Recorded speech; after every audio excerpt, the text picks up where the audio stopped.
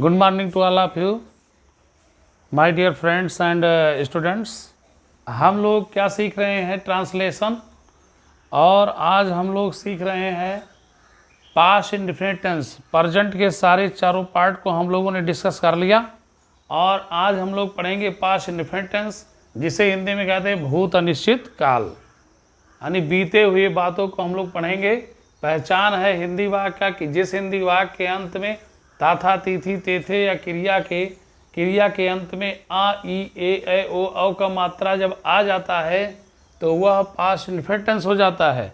और यहाँ पर हम लोग एग्जाम्पल लेते हैं, वह पुस्तक पढ़ा या पढ़ता था। यहाँ पर ध्यान देना है हिंदी वाक्य को पहचानने के लिए कि पढ़ा में बड़ा का मात्रा आया या पढ़ता था, ता के साथ था होगा तो वह पास्ट इंडेफिनिट टेंस होगा। और जब पास्ट इंडेफिनिट टेंस होगा तो अफर्मेटिव सेंटेंस में क्या करते हैं कि सब्जेक्ट के बाद जो क्रिया आएगी उसकी सेकंड फॉर्म लिखेंगे।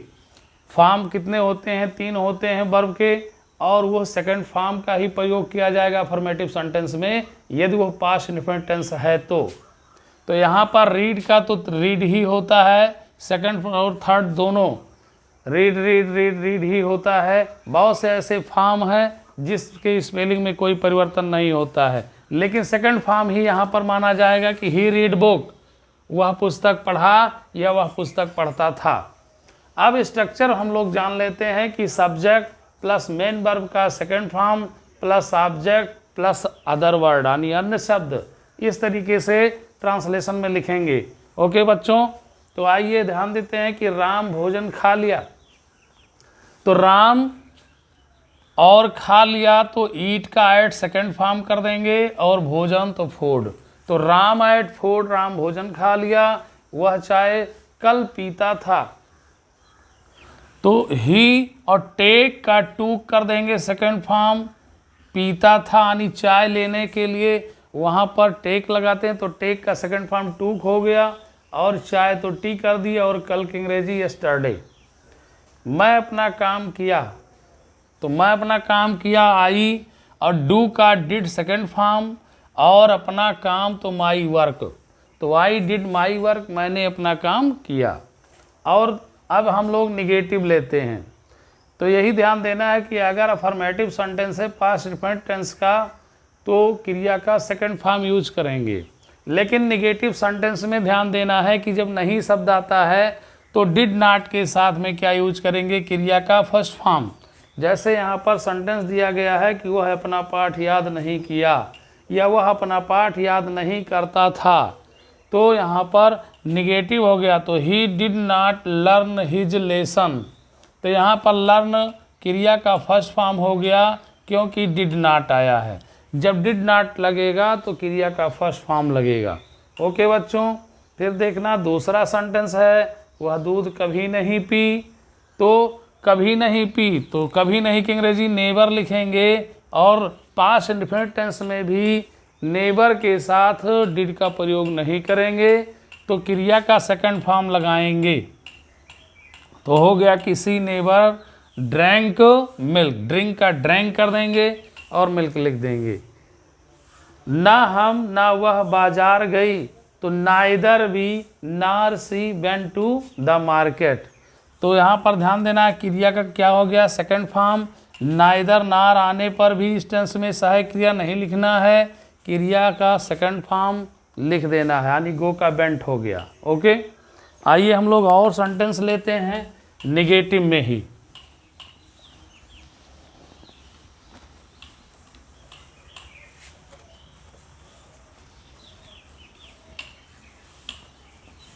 यहाँ पर ध्यान देना है कि जैसे कोई नहीं आ गया, क्या आ गया? कोई नहीं।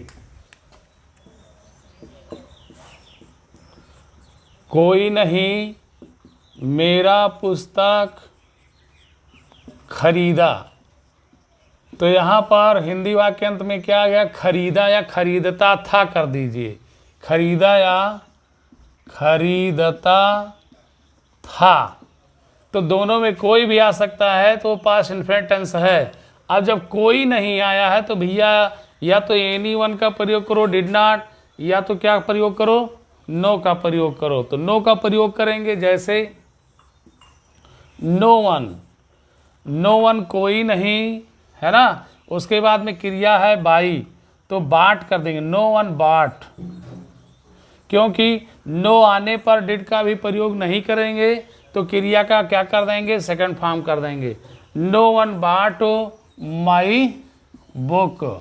और इस तरीके से भी प्रयोग कर सकते हैं जब अगर आप एनी वन कर देंगे कि any one did not by, did not by my book. तो यहाँ पर ध्यान दीजिए, जब डिड नॉट हो जाएगा तो क्रिया का फर्स्ट फॉर्म हो जाएगा। ओके प्रिय छात्रों ध्यान दीजिए, यहाँ पर नो वन का प्रयोग है तो क्रिया का सेकंड फॉर्म है, तो यही ध्यान देना है कि नो आने पर क्रिया का सेकंड फॉर्म, नेवर आने पर क्रिया का सेकंड फॉर्म, नाइदर नार आने पर क्रिया का सेकंड फॉर्म। यहीं पर जब कुछ नहीं भी आता है निगेटिव में तब भी क्रिया का सेकंड फॉर्म लिखते हैं। जैसे सेंटेंस लीजिए, वह कुछ नहीं खाया, कुछ नहीं खाया, तो यहाँ पर कुछ नहीं आया है तो कुछ नहीं के लिए नथिंग लगाएंगे लेकिन क्रिया के बाद लिखेंगे। जैसे ही एट, ही एट नथिंग, यानी वह कुछ नहीं खाया, तो नथिंग का मतलब कुछ नहीं और समथिंग का मतलब कुछ, तो समथिंग हो जाएगा अफर्मेटिव और नथिंग हो जाएगा निगेटिव। लेकिन नथिंग और समथिंग को हमेशा मुख्य क्रिया के बाद लिखते हैं, तो यहाँ पर सेकंड फॉर्म हो गया ईट का एट, ही एट नथिंग, वह कुछ नहीं खाया या वह कुछ नहीं खाता था। तो ये था आपका निगेटिव। अब हम लोग चलते हैं इंट्रोगेटिव में। आइए कुछ सेंटेंस हम लोग इंट्रोगेटिव सीखते हैं।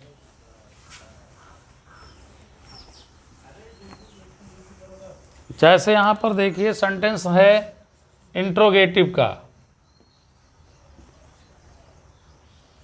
क्या राम घर गया, तो क्वेश्चन मार्क लगा देंगे। क्या से शुरू हुआ, जब क्या से शुरू होगा तो इस टेंस की सहायक क्रिया डिड होती है, तो आप सबसे पहले क्या यूज कर लेंगे, डिड, डिड राम। अब जब डिड लगेगा तो क्रिया का फर्स्ट फॉर्म लगाएंगे, सेकंड फॉर्म नहीं, तो गो कर देंगे, did Ram go to home, question mark. क्या राम घर गया, तो did Ram go to home, जब डिड आएगा तो क्रिया का फर्स्ट फॉर्म, यही ध्यान देना है। दूसरा सेंटेंस हम लोग लेते हैं, बीच में क्या आ जाए कि राम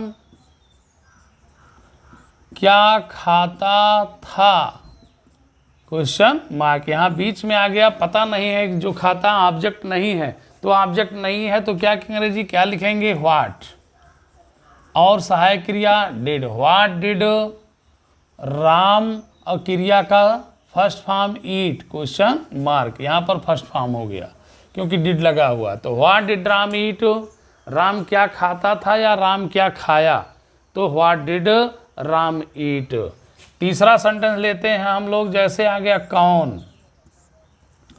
कौन मुझे अंग्रेजी पढ़ाया, है ना। तो कौन मुझे अंग्रेजी पढ़ाया, किसने मुझे अंग्रेजी पढ़ाया, कौन मुझे अंग्रेजी पढ़ाता था। तो यहाँ पर ध्यान देना है, जब कौन आ जाएगा तो कौन की अंग्रेजी क्या लिखेंगे, हु लिखेंगे, और हु के साथ भी अगर निगेटिव नहीं है तो क्रिया सेकंड फॉर्म ही लिखेंगे, डिड नॉट नहीं लगाएंगे, ना डिड भी नहीं लगाएंगे। तो क्या कर देंगे कि हु, पढ़ाया की अंग्रेजी टीच का टाट कर देंगे, हु टाट, हु टाट, किसने पढ़ाया या कौन पढ़ाया मुझे, मी, और इंग्लिश है तो इंग्लिश लिख दो और क्वेश्चन मार्क लगा दो, तो हु टाट मी इंग्लिश हो गया, या हु टाट इंग्लिश टू मी, ऐसा भी आप लिख सकते हैं। तो यहाँ पर भी हु के साथ क्या कर दिया आपने, क्रिया का सेकंड फॉर्म कर दिया। लेकिन कौन मुझे अंग्रेजी नहीं पढ़ाया अगर नेगेटिव भी कर लिया जाए इंट्रोगेटिव के साथ, तब हु के साथ क्या होगा कि हु डिड नॉट और टीच कर देंगे, तो क्या हो जाएगा कि who did not teach, who did not teach me English कर देंगे, इंग्लिश, क्वेश्चन मार्क। तब यहाँ पर निगेटिव भी है तो डिड नॉट आ जाएगा और क्रिया का फर्स्ट फॉर्म हो जाएगा। ये भी समझ में आ रहा होगा मेरे प्रिय छात्र छात्रों। तो ध्यान देना बेटा, अब हम लोग 4 नंबर लेते हैं, कोई दूसरा इंट्रोगेटिव वर्ड आ जाए, जैसे कहाँ है, क्यों है, ये सब आ जाए तो उसकी तो अंग्रेजी लिखना होगा, जैसे कि राम मोहन का पुस्तक क्यों पढ़ा। तो क्यों पढ़ा क्वेश्चन मार्क, यहाँ पर क्यों आ गया, तो क्यों की अंग्रेजी क्या होता है, व्हाई। लगाइए व्हाई, सहायक क्रिया डिड लिखिए, इंट्रोगेटिव है तो why did Ram, why did Ram. उसके बाद में क्रिया कर देंगे रीड। अब यहाँ पर जब डिड है तो रीड का फर्स्ट फॉर्म माना जाएगा, सेकंड फॉर्म नहीं माना जाएगा। तो why did Ram read the book of Mohan, the book of Mohan. उसके बाद क्वेश्चन मार्क लगा दीजिए। ये भी आपको समझ में आया होगा, है ना। स्क्रीनशॉट लेते रहिए और आराम से आप लोग 1 बार 2 बार 3 बार देखेंगे बेटा, सब समझ में आ जाएगा। ठीक है, पढ़ते रहिए, खुश रहिए, मस्त रहिए। और भी इंट्रोगेटिव सेंटेंस हम लोग लेते हैं। लाइक शेयर सब्सक्राइब करने में मत चूकिए, आप लोग लाइक शेयर सब्सक्राइब करते रहिए, अपने दोस्तों में शेयर करते रहिए, सभी लोग पढ़िए, सब जानिए, है समझ में। नेक्स्ट सेंटेंस हम लोग लेते हैं इंट्रोगेटिव का, जैसे है कितने, कितने लड़के स्कूल कल गए। तो यहाँ पर कितने लड़के स्कूल कल गए, है ना। तो यहाँ पर कितने लड़के की अंग्रेजी आप जानते हैं, बिगर टेंस में हम पढ़ाते चले आ रहे हैं कि जब संख्या होती है तो हाउ मैनी लगाएंगे, और जब क्वांटिटी होता है तो हाउ मच लगाएंगे, कितना कितने के लिए। तो यहाँ पर क्या कर दीजिए, how many boys, how many boys.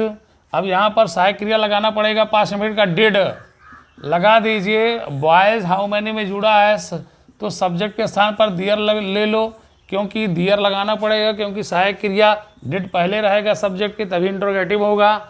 यहाँ सब्जेक्ट बन गया, इसका कोई अर्थ नहीं है। ठीक है, तो हाउ मैनी बॉयज़ डिड दियर, क्रिया का फर्स्ट फॉर्म गो, क्योंकि डिड लगा हुआ है जाने के लिए, गए। तो did there go to school, question mark. How many boys did there go to school, कितने लड़के स्कूल गए। अब अगर कह दिया जाए कि वह कितना दूध घर पर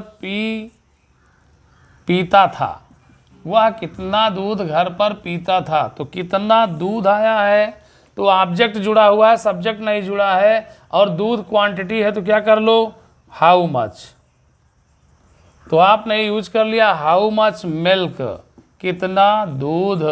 और पास्ट इनफिनिट टेंस है तो सहायक क्रिया क्या लगाएंगे, डिड। सब्जेक्ट कौन है, वह पीता था, तो वह की अंग्रेजी ही, डिड ही। और फर्स्ट फॉर्म क्रिया का ड्रिंक, है ना। और घर पर पीता था, तो घर पर की अंग्रेजी है क्या लगा देंगे, एट होम। क्वेश्चन मार्क लगा है, लगा दीजिए। बात समझ में आ रहा है। इसी तरीके से आप लोग एक्सरसाइज करते रहिए, ठीक है।